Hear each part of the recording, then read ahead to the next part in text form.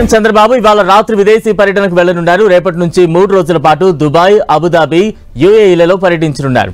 రాత్రి 10 గంటల 15 నిమిషాలకు శంషాబాద్ ఎయిర్పోర్ట్ కు చేరుకుని దుబాయ్ ఫ్లైట్ ఎక్కనున్నారు. అర్ధరాత్రి 2 గంటలకు దుబాయ్ ఇంటర్నేషనల్ ఎయిర్పోర్ట్ కు చేరుకోనున్నారు ఏపీ సీఎం చంద్రబాబు. నవంబర్లో విశాఖలో జరిగిన CII సమ్మిట్ కు విదేశీ పెట్టుబడిదారులను ఆహ్వానించేందుకు ముఖ్యమంత్రి విదేశీ పర్యటనకు వెళుతున్నారు.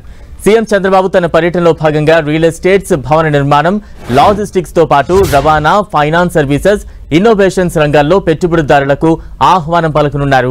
ముఖ్యమంత్రి వెంట మంత్రులు టీజీ భరత్, బీసీ జనార్దన్ రెడ్డితో పాటు వివిధ శాఖలకు చెందిన పలువురు ఉన్నతాధికారులు వెళ్లనున్నారు. విశాఖపట్నం వేదికగా నవంబర్లో 2 రోజుల పాటు భాగస్వామ్య సదస్సు జరగనుంది.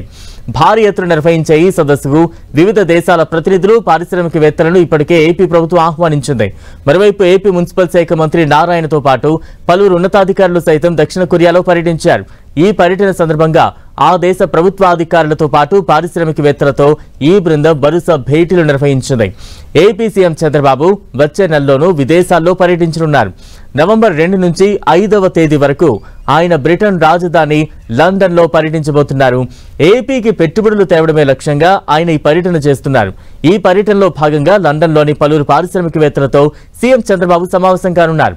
రాష్ట్రంలో పెట్టుబడులు పెట్టేందుకు గల అవకాశాలను వారికి ఆయన సోదాహరణంగా వివరించనున్నారు.